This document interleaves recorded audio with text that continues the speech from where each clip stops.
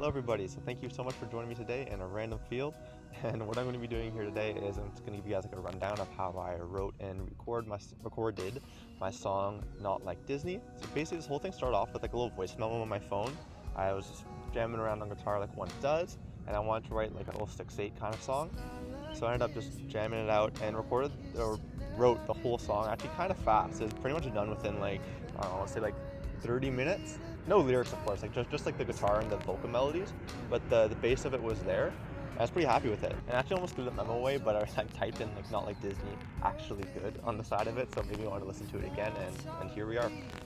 So when recording it, I wanted to give it like a very lush vocal harmony, something just because I thought it sounded nice. So let's give a rundown of how it started. So the first thing is the verse. The verse is the same thing as the intro, so it starts off with this guitar, which is like a 2-to-1 chord progression.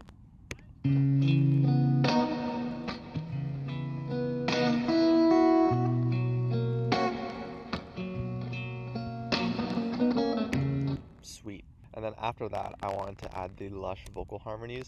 So these harmonies are not the chord, the bass chord, so it's not the 1, 3rd, and the 5th. It's actually the extension notes. And I did that just to make the overall chord sound like more lush. So see here.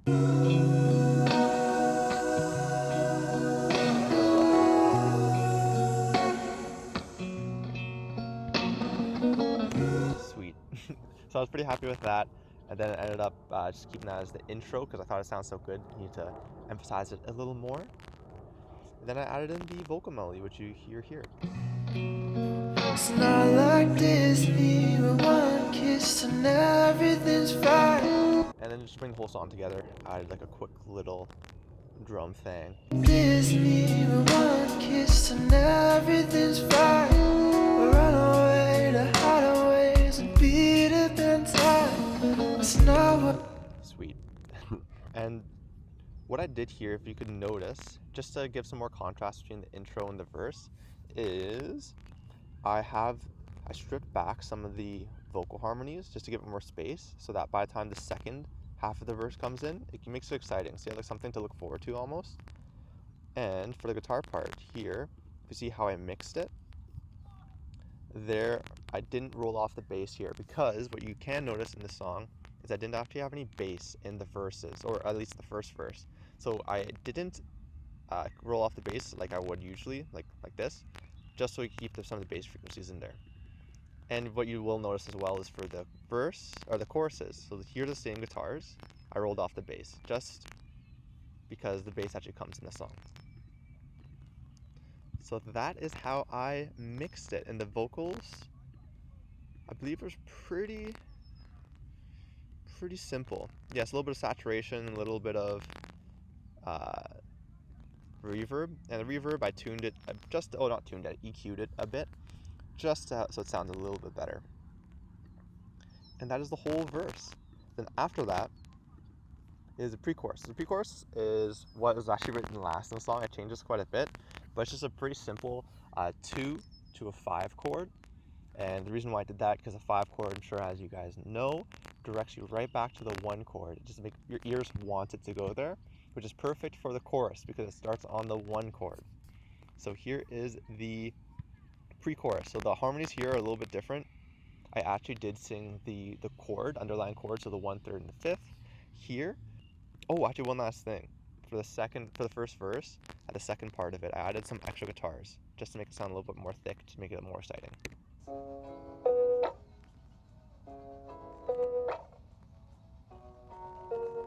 These are pretty quiet in the mix.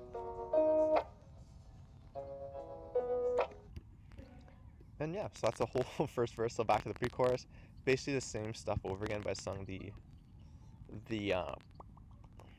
what's it called? The harmonies. Oh wow.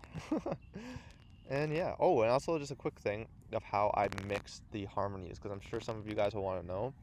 So I put like just a little bit of pitch correction on everything, just to make it easier, because it's like a background. I want to make it sound like a nice little chord there. And then I rolled off the lows a lot, just so it didn't really intrude on any of the vocals too much, especially in the mid-range. Then for the reverb, I did the same thing. So it's a pretty hefty reverb on all the harmonies, just so that sounds more distance. Then I also put it. Oh, I didn't put an EQ. That's a mistake.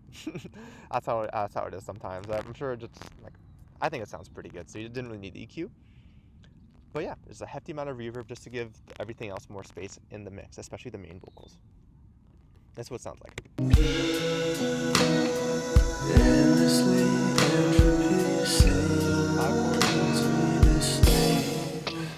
And then we go to the chorus. 'Cause I knew I can't stop myself. This is probably one of my favorite things I've ever written. Oh shit, mosquito. Probably one of my favorite things I've ever written.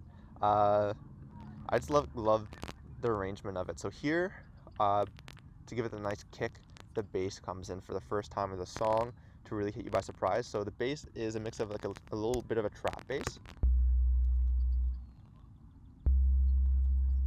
just for that real low end to make it really thick.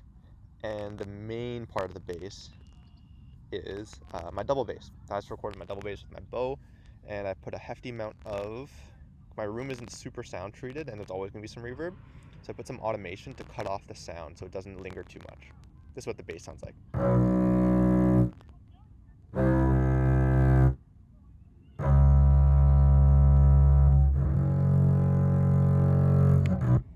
And yeah, that's the whole bass. Everything else is basically the same, except for, oh, actually, never mind. That's a complete lie. The vocal harmonies here, I actually sing the chords as well. So this itself is a chord, unlike the other ones where it's just extensions of a chord. Like, it technically is a chord, but it doesn't act in the same way that these ones would.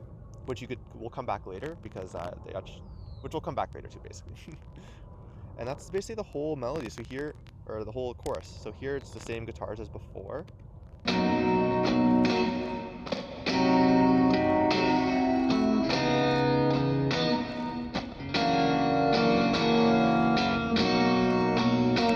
It's the same thing as these ones, but the low end rolled off. And I'm also not sure if you guys have noticed, but I have like one main guitar that's very dry. Oh, so you hear here. It's very dry, so no reverb. And a second guitar that's not dry and with a spreader to make it sound even wider, just to make it like a one guitar sound really cool.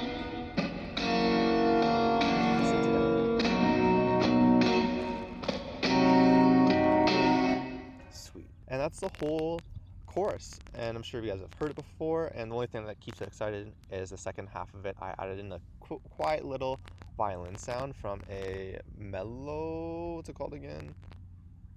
Mellotron, a little Mellotron violin sound.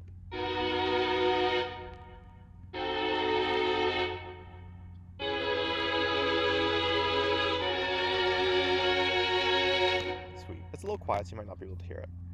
And then that takes us all right back to the intro, and that's basically exactly the same thing as a normal intro.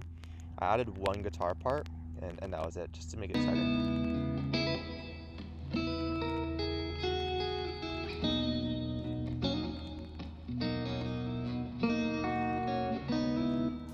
And yeah, other than that, it's the same thing as the intro.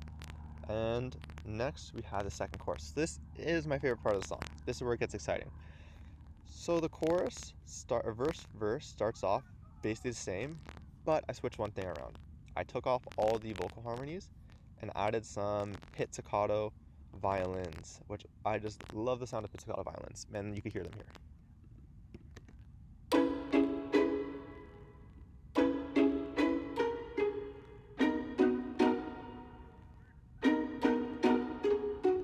Ooh, I just love that sound.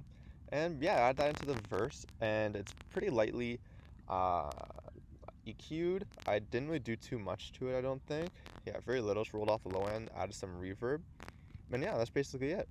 And then the exciting part of the song is the second half of the verse. So I changed up the vocal melodies here, and I added, if you can see here, a lot of doubles. So what these are is one fuzz vocal, and then a bunch of, I didn't name them, but these are basically vocals where I pitched down with, or not pitched down, it's I transformed them with a vocal transformer to make them sound like really low. So you'll hear them right here. I think it's a pretty interesting sound. To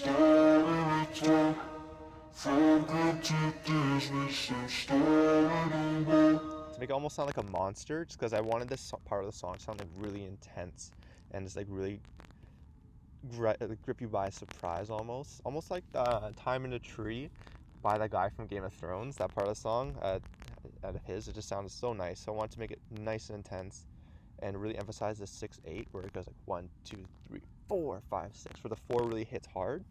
So I really wanted to make that 4 to hit hard.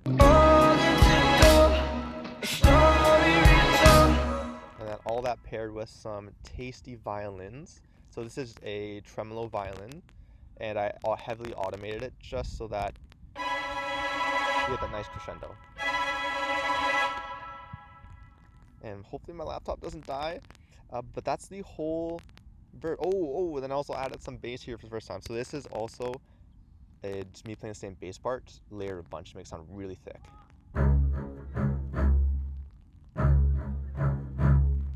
And I think it's the same thing as cellos here. Yeah, just some tremolo cellos. And some synth bass, make it sound a little thicker. And that's the whole verse.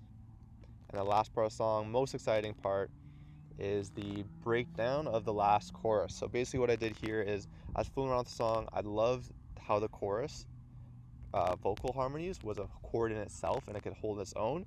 So I was like, why not just make an a cappella part? Just strip it back a little bit, keep it exciting, keep the anticipation there, because as you guys know, songwriting is all about juxtaposition and taking away something and then giving it back, or anticipating giving it back. So that's where it came to this. I can't stop myself.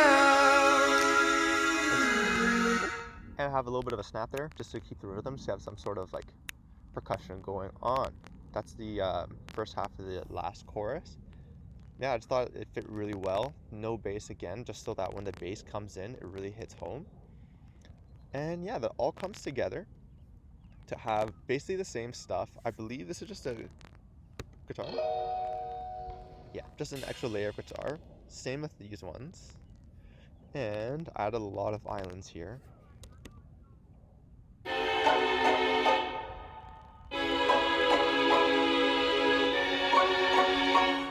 So basically it's just the mellotron coming back again, reintroducing itself into the song with some pizzicato violin that I thought was pretty tastefully done. And here the trap bass comes back in with the normal bass over here. And then it all comes home with a nice little trumpet outro. The trumpet outro is just a MIDI trumpet that I found that sounded really good, and I was like addicted to it. I put it in like way too many of my songs, and I've pretty much just reverbed it like crazy because I thought it just sounded nice like that. And this sounds a trumpet, Studio Trumpet 2, if you guys are curious. And yeah, just layered, just what the trumpet sounds like, and I also played a guitar underneath that was pretty heavily reverbed and EQ'd just to make it fit in the mix well.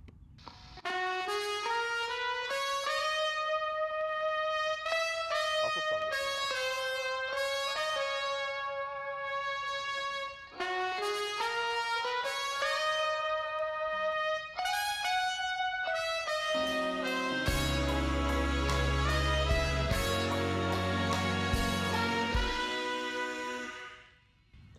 And that's how I wrote all of Not Like Disney. I didn't get too much into the production side of it, but if you guys have any questions, I would actually be more than happy to help and answer the questions below. But yeah, that's how I wrote the song. It was pretty quick to write, and I absolutely loved writing it. And it's one of my more simple songs, but I think it's one of my best ones. So hope you guys enjoyed. Peace out.